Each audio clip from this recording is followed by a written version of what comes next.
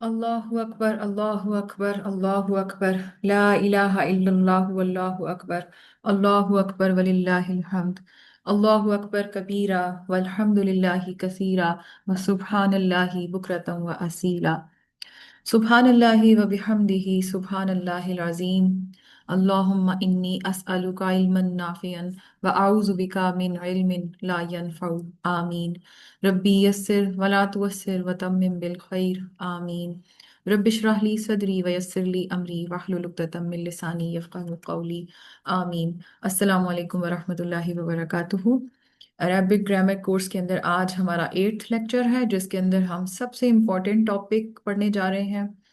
आज का टॉपिक पढ़ के आपको एक वाकई वो वाली फीलिंग आएगी कि हाँ, हम अब अरबी पढ़ रहे हैं, क्योंकि ये वो चीज़ है, ये वो टॉपिक है जो बाकी लैंग्वेजेस से, उर्दू से, खासकर मिलती जुलती लैंग्वेज उर्दू है, फारसी है, इन इन लैंग्वेजेस से अरबी को बिल्कुल मुख्तलिफ बनाता है। असूल यहाँ पे आके सारे चेंज हो जाते हैं। आज खालिस अरबी हम पढ़ने जा रहे हैं। और इस खालिस अरबी पढ़ने के लेक्चर से पहले एक छोटा सा रिमाइंडर कि क्योंकि जिलहज के बाबरकत दिन स्टार्ट होने वाले हैं। वैसे तो स्टार्ट हो गए हैं, लेकिन हज के दिन जो है वो कुछ ममालिक में कल से 8 जिलहज स्टार्ट हो रहा है, कुछ में परसों से 8 जिलहज स्टार्ट हो रहा है। तो 8 जिलहज से लेकर 13 जिलहज तक तमाम फराइज जो हैं, फर्ज नमाजों के बाद तकबीरात पढ़नी हैं। ये ज़रूरी अमल है, इसे करना चाहिए, इसे अपने ऊपर लाजिम कर लें। और इसके लिए ज़रूरी है कि अभी से प्रैक्टिस करना शुरू कर दें। जो ईद की तकबीरात होती हैं, जिसे तकबीरात तशरीक भी बोला जाता है, जिसे तकबीर ईद भी बोला जाता है, जो अभी मैंने लेक्चर के स्टार्ट पे आपके सामने पढ़ी, यकीनन आप सुन भी रहे होंगे इनके। मगर इसे अपनी ज़िंदगी के इन कुछ दिनों में अपनी ज़ुबान पे चढ़ा लें। अपनी ज़बानों को अल्लाह के इस जो है वो तारीफ और हम्दो सना से और अल्लाह की किब्रियाई से अपनी ज़ुबानों को तर कर लें। ये अमल अल्लाह को बहुत पसंद है। और यहाँ मैं आपसे, हालांकि अरबी की क्लास है, लेकिन यहाँ मैं आपसे एक छोटा सा हज के हवाले से डिस्कशन करना ज़रूरी समझती हूँ कि हज जो है, हम इसको बड़ा एक नॉर्मल सा चीज़ लेते हैं। हम इसको बहुत ही जी जी, आफ्टर फर्ज नमाज, हर फर्ज नमाज के बाद ये एक बार तकबीर तो जरूर पढ़नी होती है, ठीक है। ये जो है अल्लाहु अकबर अल्लाहु अकबर अल्लाहु अकबर, ला इलाहा इल्लल्लाहु अल्लाहु अकबर अल्लाहु अकबर वलिल्लाहिल हम्द, ये वाली तकबीर जो है, ये मैंने ग्रुप पे भी शेयर किया है, यूट्यूब का आज एक लिंक, वो आप बेशक लगा के चला दें अपने पास, बार बार रिपीट मोड पे, आपके मुंह पे जुबान पे चढ़ जाएगी। ठीक है। तो वैसे हर फर्ज नमाज के बाद कम से कम एक बार जरूर पढ़ा करें। हाजियों को तो वैसे ही पढ़ना है। तो मैं कह ही रही थी कि मैं हज के हवाले से एक छोटा सा आपको ये कुछ बातें बता दूं। हम लोग हज को बचपन से बड़ा एक और तरह से लेते हैं कि अच्छा, ये कोई एक फरीजा है जो कि शायद बड़ी उम्र के लोग करते होंगे, और बड़ी उम्र में जाके यूजुअली इतना सीरियस लेते नहीं हैं। पता नहीं क्यों, अनफॉर्चुनेटली, हालांकि ये बेसिक 5 पिलर्स ऑफ इस्लाम में शामिल है। और हज पे जो हम जब जा भी रहे होते हैं, तो अनफॉर्चुनेटली हमारे जहनों में हज का वो कॉन्सेप्ट नहीं होता जो होना चाहिए। यहाँ मैं ये बात आज इसलिए कर रही हूँ कि अगर तो आप हज कर चुके हैं, माशाल्लाह मुबारक हो। अगर आपने नहीं किया और अब तक प्लानिंग में नहीं था, या आप प्लान करने वाले हैं, तो जब भी हज पे जाए एक चीज जहन में बिठा लें। हज का जो मेन पर्पस है, हमें लगता है कि वो शायद गुनाह बख्शवाना है। वो तो एक हमारे पास एक अल्लाह का फजल है, मेहरबानी है कि जब इंसान हज पे जा रहा है और उसका अगर हज कबूल हुआ है, तो अल्लाह उसके गुनाह इस तरह से माफ करेगा, वो ऐसे बंदा हो जाएगा जैसे कि माँ के पेट से अभी निकला है। इसमें तो कोई शक नहीं। लेकिन हमारे जहनों में हज को लेके सिर्फ एक ये चीज रहती है कि शायद हज ये है कि बस अपने गुनाहों की माफी मांगने हम जा रहे हैं। एक हद तक ये ठीक है। बस बात, असल हज का पर्पस क्या है, बस इस हवाले से बात करूंगी मैं। हज का पर्पस है, अगर आप कुरान खोल के देखें, सूरह बकरा की आयत देखें, तो वहां पे हज का मकसद बयान किया है, और वो क्या है? लाल लकुम तत्तकून, ताकि तुम तकवा इख्तियार करो।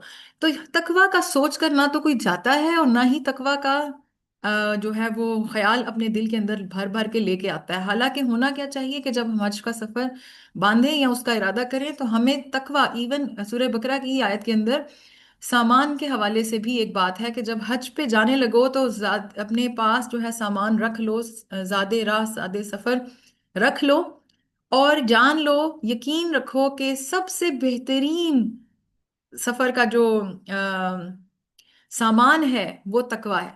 तो यहाँ से क्या पता चला कि तकवा अपने दिल में लेके जानी है और वहां बढ़ा चढ़ा कर लेके आनी है। ये वो मेन मैसेज है जो भूल जाते हैं लोग, जो ना बताया जाता है, ना इस चीज को समझा जाता है, ना इस चीज को उस तरीके से वहां ऑब्जर्व किया जाता है। हमारा हज का गोल ही कुछ और होता है कि बस जाएंगे, गुनाह माफ करवा के आ जाएंगे। बट याद रखें, हज से तब्दीली लेके आए। हज के ऊपर जब जाएं तो ये सोच के जाएं कि इस सफर से हमने अल्लाह से एक तब्दीली मांग के आनी है, तब्दीली लेके आनी है। और वो तब्दीली क्या होनी चाहिए? तकवा से भरा हुआ दिल, तकवा से भरी हुई नजरें, तकवा से भरी हुई रूह। ठीक है, तो ये, और फिर एक और बात की, तकबीरात में कुछ मैसेज छुपा है। चाहे हज पे कोई जा रहा है या नहीं, चाहे वो कोई जमीन के किसी कोने में बैठा है या वो इस वक्त अरफात के मैदान में यौम अरफा पे मौजूद होगा, ये याद रख लें कि हज की जो सबसे बड़ी इबादत है वो दुआ है और वो तकबीर है। असल हज का मकसद है कि अल्लाह की वहदानियत और अल्लाह की मोहब्बत को सबसे टॉप पे करना। तभी हम अपना माल कुर्बान करके जाते हैं, हम अपनी औलाद कुर्बान करके जाते हैं, हम अपनी पीछे सब कुछ छोड़कर, अपना आराम छोड़कर मैदानों में जाते हैं। वरना तो होटलों में रहने का भी हुक्म हो सकता था, कहीं भी रहो, बस आके कुछ चीजें कर लो। लेकिन क्यों हुक्म है कि मैदानों में, खुले मैदानों में रहो? आप अपना लाइफस्टाइल, अपनी लग्जरी, अपनी हर चीज छोड़ के क्यों जा रहे हैं? दुनिया की मोहब्बत को कम करके अल्लाह की मोहब्बत को सबसे ऊपर करना है। और मुस्तकिल जब जबान पे आपकी तकबीर है तो वो बता क्या रही है? अल्लाह की बड़ाई, अल्लाह की वहदानियत, अल्लाह की तारीफ, अल्लाह की हम्द, अल्लाह का पाक होना। यही वो चीजें हैं जो पूरे हज के 5 दिन आपने करनी है। ठीक है, ये वो मेन मैसेज है जिसे दिल में रख कर जाएं और इसी को लेकर, इससे भर भर के अपनी रूहों को लेकर वापस आएं। तब समझें कि हाँ, आपने हज का हक अदा कर दिया। तो ये कुछ बातें होंगी हज के हवाले से। अब आते हैं अपने अरबी के आज के लेसन की तरफ। स्टेटस ऑफ अ नाउन, इसम की आराबी हालत। 3 तरह की चीजें आपकी स्क्रीन पे लिखी होंगी, रफा नसब जर। अभी आपको ये बड़ा अजीब लग रहा होगा कि क्या लफ्ज हैं, लेकिन इंशाल्लाह आपके आज के लेक्चर के बाद ये लफ्ज जो है आपके जहन नशीन हो जाने चाहिए और हो चुके होंगे इंशाल्लाह ताला। तो इसम की एराबी हालत को पहले जानते हैं कि एराबी हालत या इंग्लिश में से स्टेटस बोलते हैं, ये होता क्या है। एराब का एक्चुअल मतलब है अरबी बनाना। अरबी बनाना, हम उर्दू वाले कहते हैं ना अराब लगाइए, हम अपनी तरफ से जेर जबर पेश लगा के कहते हैं हमने अराब बना दिया। हमने ये लफ्ज बोरो किया है अरबी जुबान से। ठीक है, लेकिन हम उसका भी थोड़ा सत्यानाश करके उसको चेंज कर देते हैं कि हम अपनी तरफ से अराब को जेर जबर पेश कह देते हैं, जबकि हमने अरबी कोर्स के पहले लेसन में ये बात पढ़ ली थी कि हरकत होती हैं वो। एराब का मतलब है अरबी बनाना, यानी actually grammar point of view से सबसे इंपॉर्टेंट चीज है एराब। अगर आपके एराब ठीक नहीं है तो आपकी ग्रामर सत्यानाश हुई हुई है, आपकी ग्रामर बिल्कुल हिली हुई है। तो एराब बड़ी इंपॉर्टेंट चीज है। इसका मैं वो समझाती हूँ कि मैं कैसे कह रही हूँ कि इसका मतलब है अरबी बनाना या ये ग्रामर का बेसिक पॉइंट है। आपके सामने मैं उर्दू की एक मिसाल रखती हूँ। उर्दू के अंदर एक जुमला लिखा हुआ है, जैद ने हामिद को मारा। अगर मैं इसमें सिर्फ ये बात करूं कि इसके अंदर अगर आप देखें कि इसम क्या है, जैद, फिर है हामिद, फिर एक फेल है मारा, तो अगर मैं कहूं जैद हामिद मारा, अब वैसे तो हमें समझ आ जाएगी, हम अपने दिमाग में एक क्वेश्चन खुद ब खुद एक वो सेंटेंस को कंपाइल कर लेंगे कि अच्छा हाँ, जैद ने हामिद को मारा होगा। मगर अगर मैं खाली कहूँ जैद हामिद मारा, तो आप ये सोच सकते हैं कि अच्छा, जैद ने हामिद को मारा है या हामिद ने जैद को मारा, किसने क्या किया? मारने का अमल समझ आ गया, दो बंदे भी समझ आ गए, मगर ऑर्डर क्या था, कौन करने वाला था और किसके ऊपर वो गुजरी है। ठीक है, यानी कि एक है जी फाइल जिसने काम किया, वो क्या है इस केस में, जैद। और एक है मफूल जिस पर काम किया गया, वो है हामिद। तो और काम क्या था, फेल क्या था, मारा। तो अब आप देखिए, जैद है, हामिद है, मारा है, लेकिन इन चीजों को पता कैसे चलेगा कि फाइल कौन है, मफूल कौन है, करने वाला कौन है, किस पे काम किया जा रहा है? इसको उर्दू में किस तरीके से डिफाइन करते हैं? कुछ सपोर्टिंग अल्फाज होते हैं जिन्हें हुरूफ बोला जाता है, वो हैं जैसे कि ने और को। इस जुमले के अंदर ने और को अगर निकाल दें तो कंफ्यूजन क्रिएट हो जाएगी। जैद ने जब हमने लिखा तो हमें पता चल गया अब जैद काम करने वाला है। हामिद को जब हमने लिखा तो हमें पता चला अच्छा, मार हामिद को पड़ी थी। अगर ऑर्डर चेंज करें, आप कहें हामिद को जैद ने मारा, तब भी बात समझ आए, क्योंकि आपको जो लेटर्स हैं, जो हर्फ हैं ने और को, वो बता रहे क्लियर कट कि एक्चुअली कौन करने वाला था और किसने किया, किस पे काम किया। तो अगर आप हामिद को पहले लें और जैद ने बाद में लें, तब भी आपको सेंटेंस समझ में आएगा। लेकिन अगर आप खाली जैद हामिद मारा कहेंगे तो फिर आपको समझ में नहीं आएगी बात। ठीक है। ने और को बड़े इंपॉर्टेंट हुरूफ हो गए। इंग्लिश में आ जाते हैं। इंग्लिश में जब मैंने लिखा जैद हेल्प्ड हामिद, अब हेल्प की गई थी, किसने की थी? जैद ने। किसकी की थी? हामिद की। अब इधर कौन है? वही फाइल जिसे हम इंग्लिश में सब्जेक्ट कहते हैं, काम करने वाला, और मफूल जिसे हम इंग्लिश में ऑब्जेक्ट कहते हैं, जैसे कि इस केस में जैद, और Zaid is subject, Hamid is object. ठीक है। पता कैसे चला यहाँ पे? इंग्लिश में कैसे पता चला? यहाँ तो ने और को जैसे कोई अल्फाज नहीं लिखे हुए, फिर कैसे पता चला? प्लेसमेंट। हमेशा वर्ब से पहले जो आएगा वो काम करने वाला सब्जेक्ट है, और वर्ब के बाद जो आ रहा है वो ऑब्जेक्ट है। या अगर हम इस जुमले को बहुत खोल खोल के लिखें तो फिर हम कह सकते हैं, अगर ऑब्जेक्ट की प्लेसमेंट हमने पहले कर दी तो हम इसे कह सकते हैं Hamid, Hamid was helped bye Zaid. फिर हम उसके अंदर मजीद बाय टाइप के वर्ड बीच में घुसा रहे हैं, यानी सपोर्टिंग वर्ड्स बीच में लेके आ रहे हैं। तो या तो बाकी लैंग्वेजेस के अंदर या तो कोई सपोर्टिंग वर्ड्स होते हैं जो जुमले की सेंस बनाते हैं, या उसकी प्लेसमेंट होती है, यानी कि वर्ब से पहले क्या चीज आई, वर्ब के बाद क्या चीज आई, वो बता रही होती है कि अच्छा काम करने वाला कौन था और काम किस पे किया गया। मगर अरबी में ऐसा नहीं है। अरबी में सिर्फ वो एराब हैं जो बता सकते हैं कि काम क्या हुआ, किसने किया, किस पर किया। आप अरबी के अंदर जुमले के अंदर आगे पीछे वर्ड्स कर दें, आपकी मर्जी है। आप फेल को पहले लिख दें, आपकी मर्जी है आप फाइल को पहले लिख दें, आपकी मर्जी है मफूल को पहले लिख दें। काम करने वाले को जिधर मर्जी रख दें, आगे पीछे जुमले में कर दें, फर्क नहीं पड़ेगा। फर्क कहाँ पड़ेगा? अगर आपने एराब गलत लगा दिए तो आपका जुमला खराब हो जाएगा। तो अरबी के अंदर इसकी जो एराब की जो इंपॉर्टेंस है, वो जुमले को सही लिखने में सबसे ज्यादा एराब की इंपॉर्टेंस है। जैसे अगर मैं बोलूं खलकल इंसान, अब खलका का मतलब सबको पता है, तखलीक किया। खलकल इंसान को हम हमेशा ट्रांसलेट ये क्यों करते हैं कि इंसान को तखलीक किया? हम ये तो नहीं कहते इंसान ने तखलीक किया। तो ये बात हमें कैसे पता चली है? हम ट्रांसलेशन में खलकल इंसान को पढ़ते हैं हमेशा इंसान ने तखलीक किया, सॉरी इंसान को तखलीक किया गया। तो इंसान वहां पे क्या है? मफूल है, इंसान को तखलीक किया गया।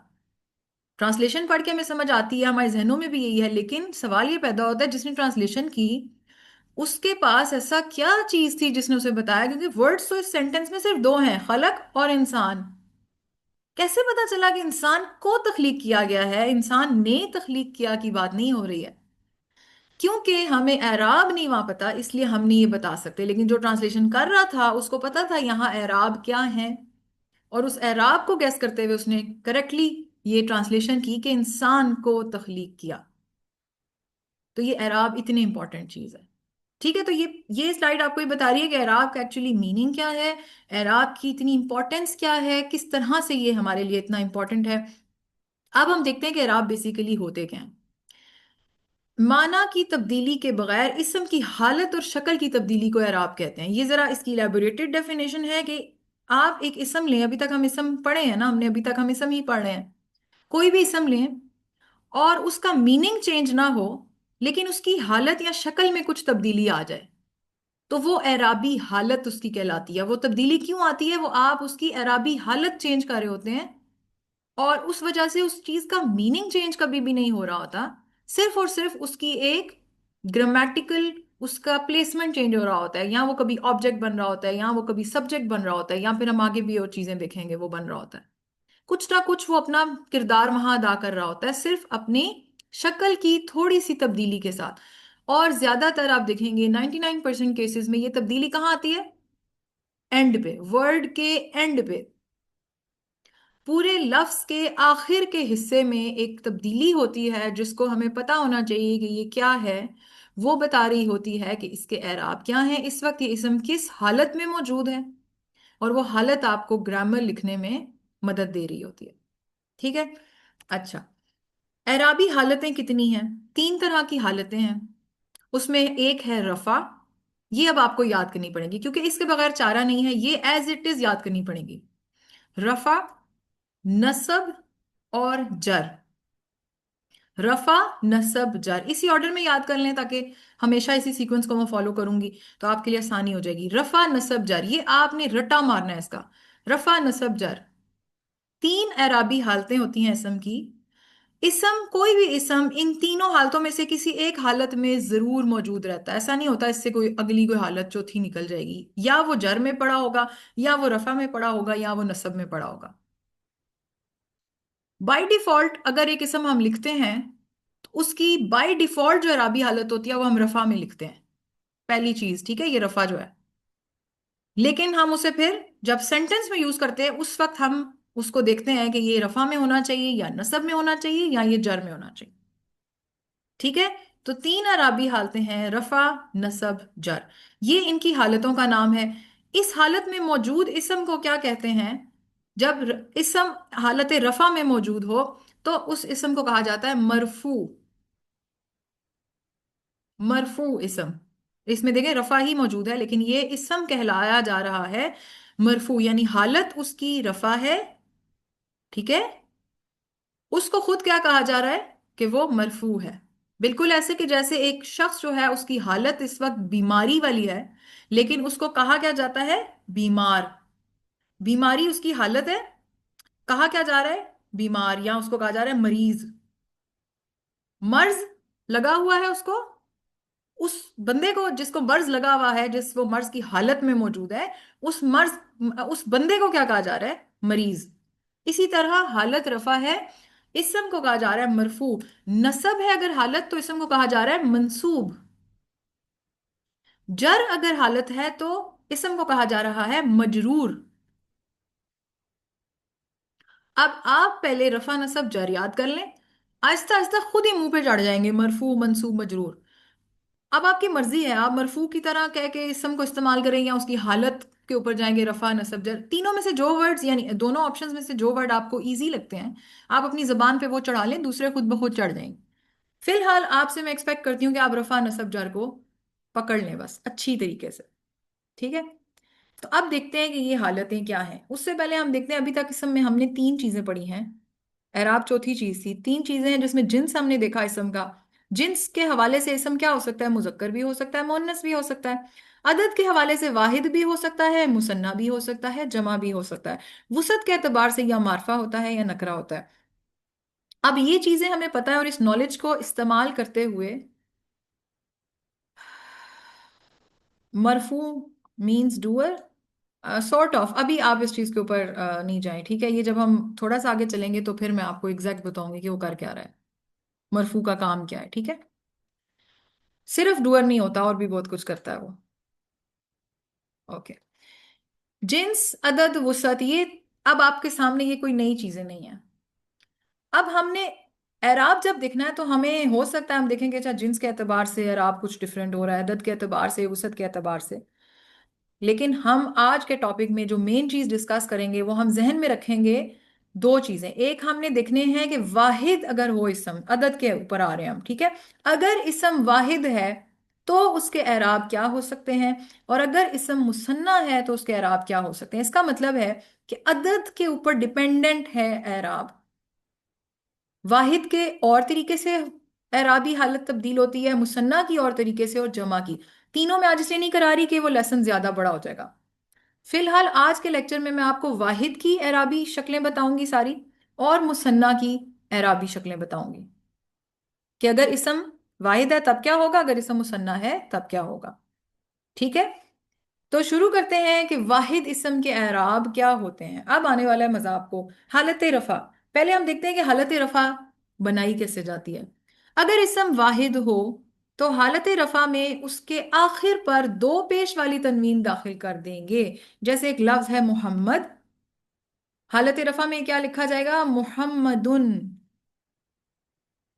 मुहम्मदुन।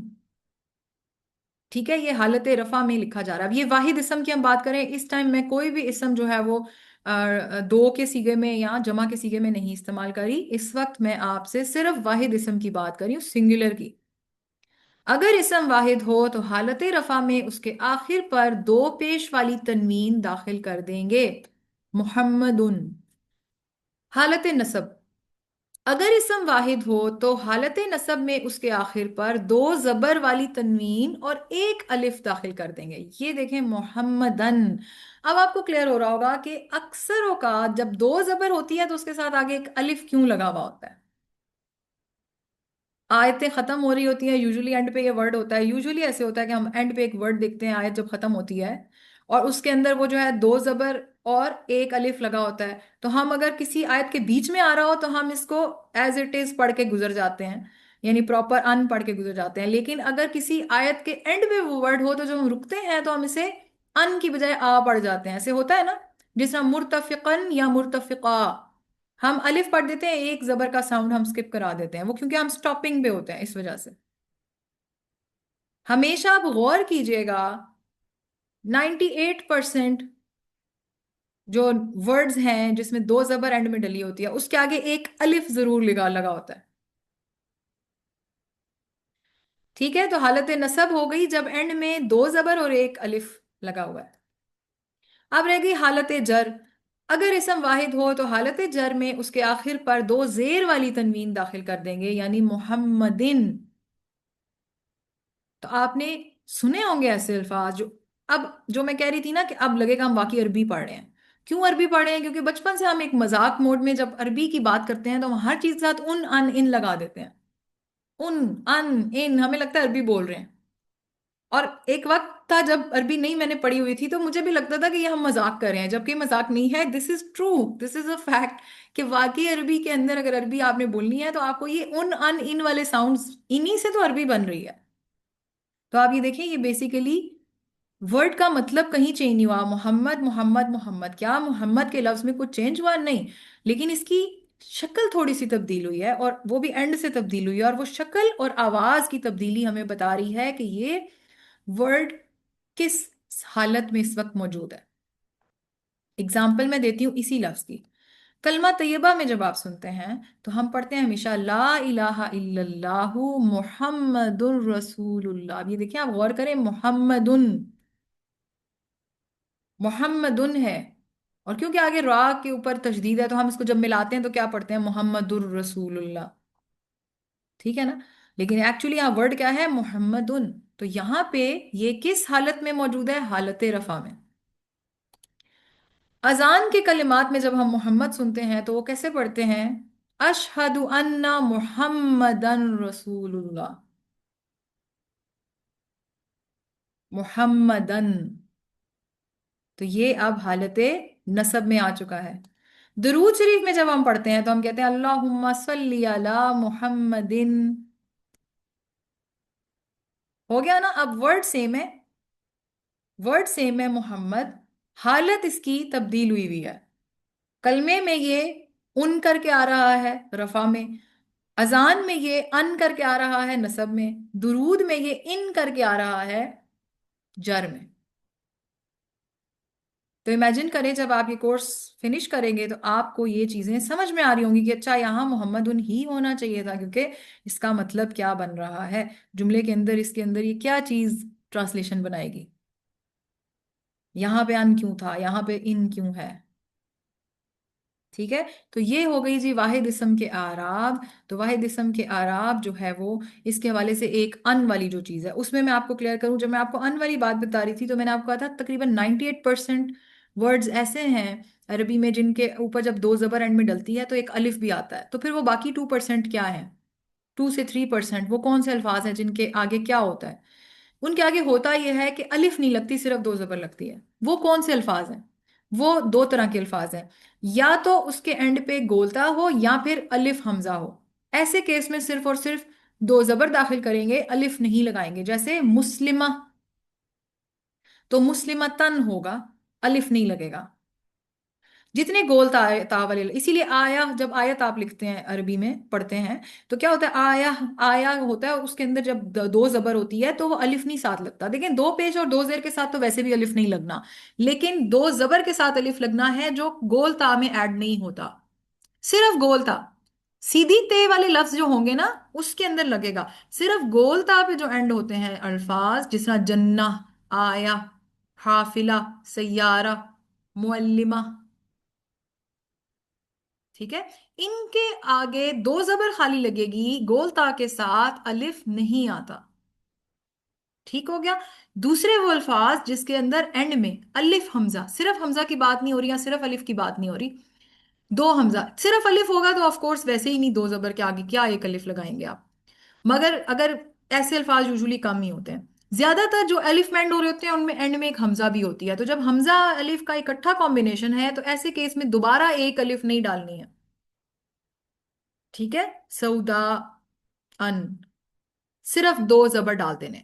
तो अभी तक हमने क्या पढ़ा कि वाहिद इस्म के आराब में हालत रफा में दो पेश वाली तनवीन यानी उन का साउंड, हालत नसब में दो जबर और अलिफ यानी अन का साउंड, सिवाय गोलता और हमजा के अलावा बाकी सब में अलिफ भी आएगा।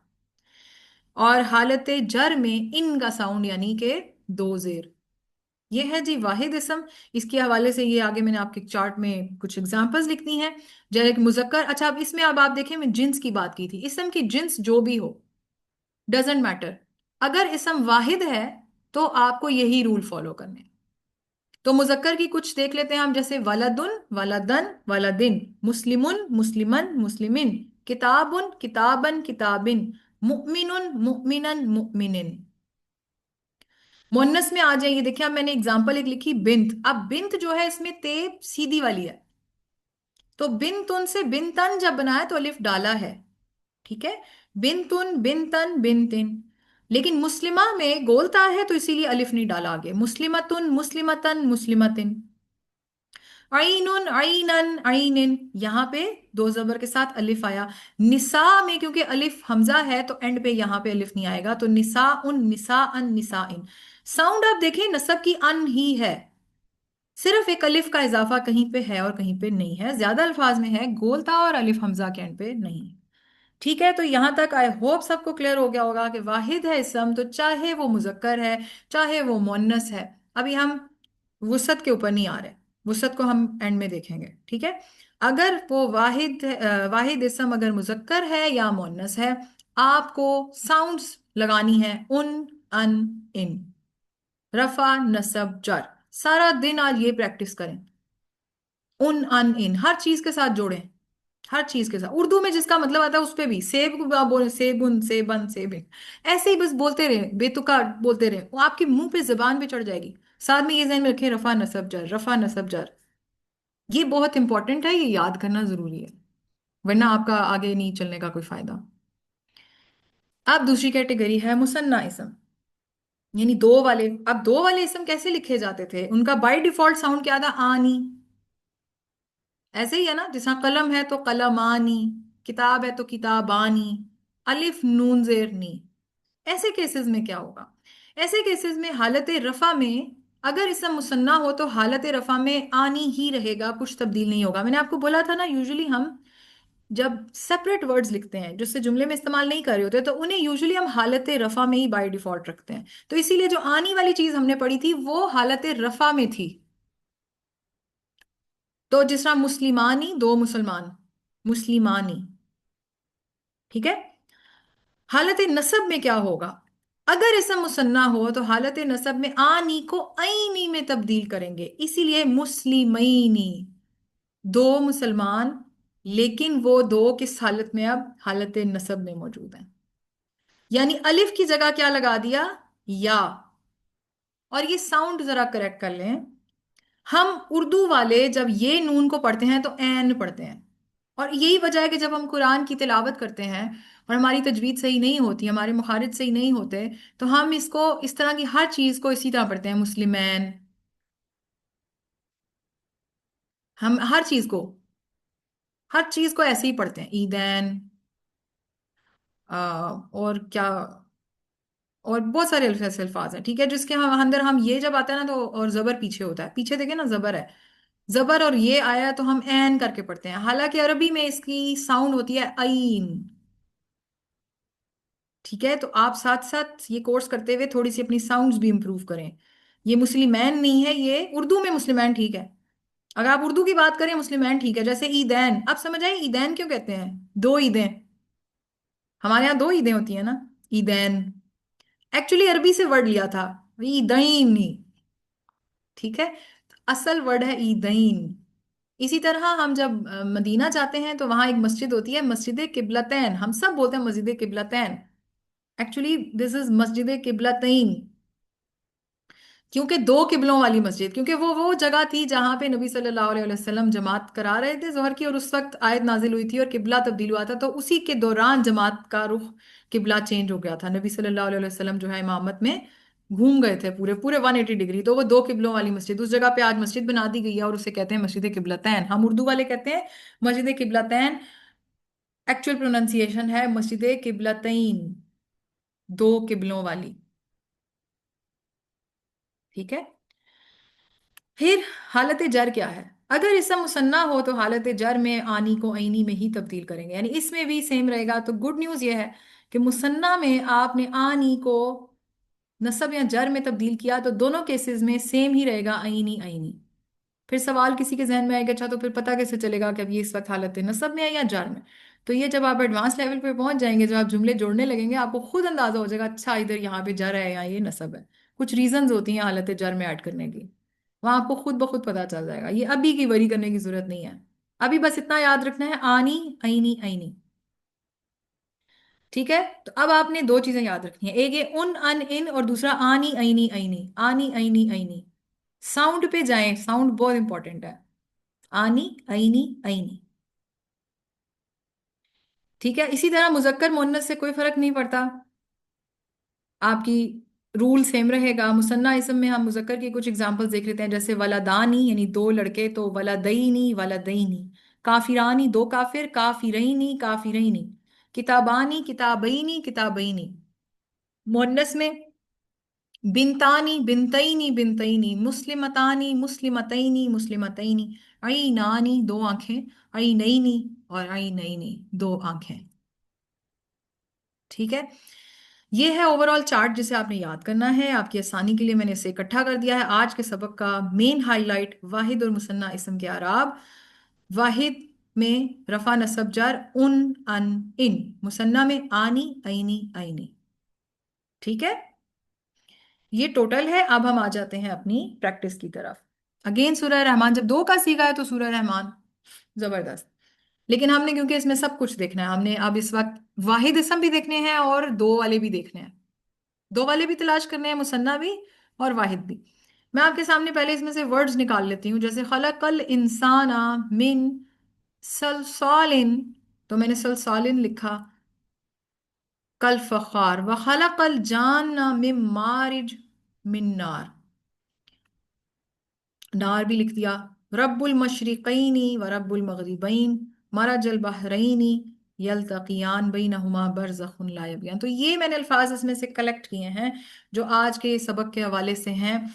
अब मुझे आप में से कौन बताएगा कि पहला वर्ड सलसालिन ये किस हालत में मौजूद है?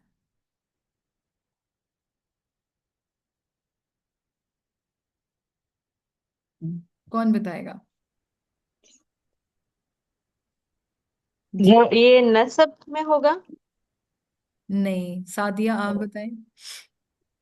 अम, इसलिए मैंने- जी। ये होगा हालत जर में। हालत जर, ये इसम वाहिद है, ये हालत जर है। सलसालिन, जी। देखिए ना, उन अन इन, मैंने कहा ना ऑर्डर याद रखें। उन अन इन, रफा नसब जर। सलसालिन, अब सलसाल जो है वो खनखनाती हुई मिट्टी को कहते हैं। ठीक है।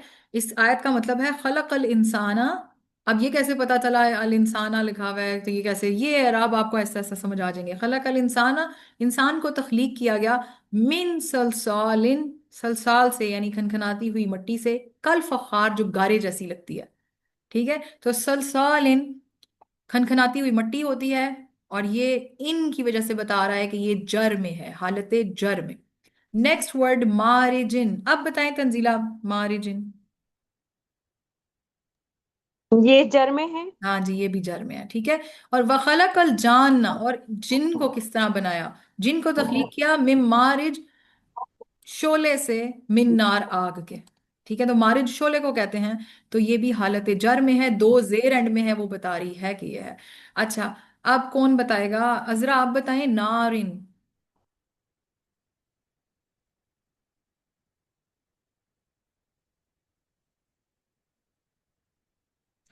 जर।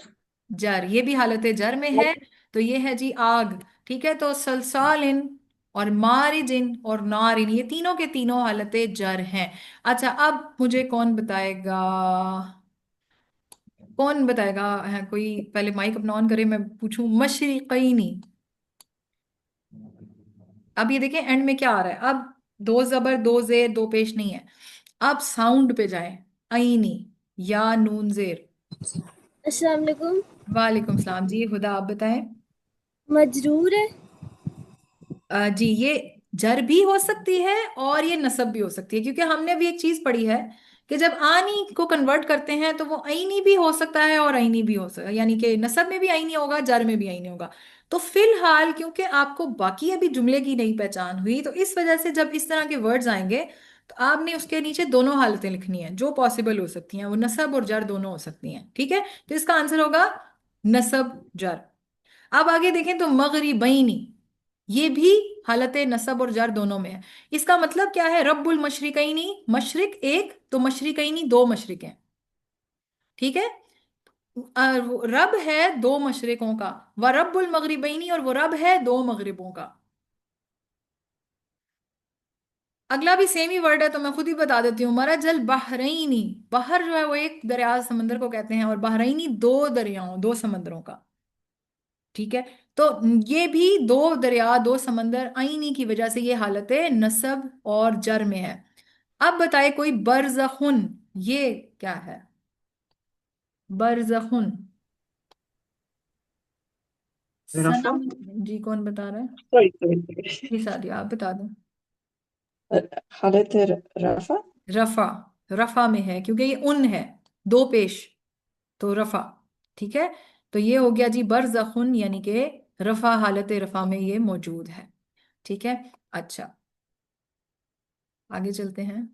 ये एक दफा दोबारा जी, आप इस स्लाइड के अंदर वलिमन खौफा मकामा रब्बिही जन्नतान जवाता अफनान फीहिमा ऐनानी तजरियान फीहिमा मिन कुल्ली फाकिहतिन ज़ौजान मुत्तकीन अला फुरुशिन बताइनुहा मिन इस्तबरक वजनल जन्नतैनी दान। तो इसमें से जो लफ्ज मैंने कलेक्ट किए हैं वो हैं जन्नतानी, अफनानिन, ऐनानी, फाकिहतिन, ज़ौजानी, फुरुशिन, इस्तबरकिन, जन्नतैनी।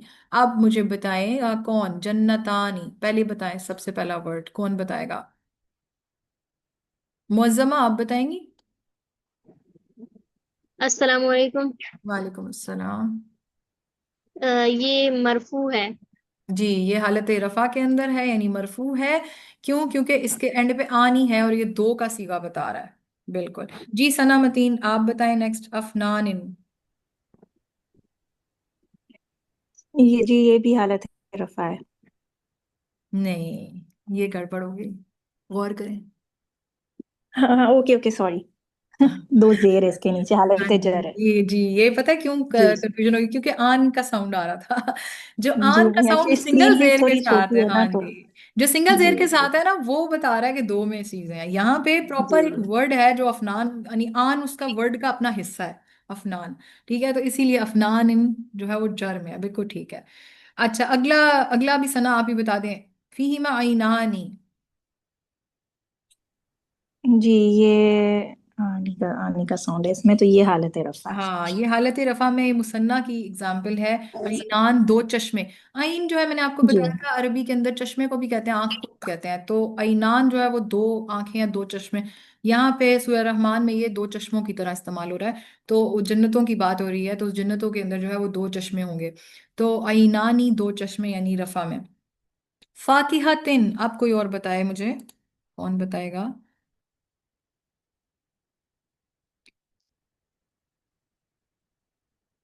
जी मारिया आप बताएं। अस्सलाम वालेकुम रहमतुल्लाहि वबरकातुहू। वालेकुम। ये जर है। ये जी हालत जर है, ये वाहिद इसम है, और ये अब दो जेर की वजह से हालत जर में है। फाकिहा जो है वो फल को कहते हैं। तो फलों की बात हो रही है कि वहां पे जो है वो दो फल होंगे। और किस तरह होंगे? जौजानी। आप ही बता दें जौजान का। ये रफा है। ये हालत रफा है और ये मुसन्ना की हालत रफा है, बिल्कुल जबरदस्त, दो जोड़ी के सूरत में, ठीक है। अच्छा, फुरुशिन, ये कौन बताएगा? अजरा आप बताएं। फुरुशिन।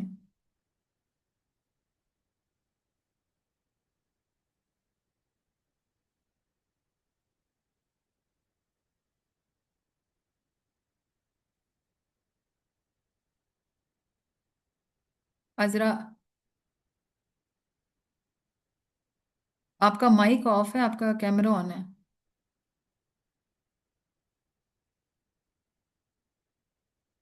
माइक ऑन करें।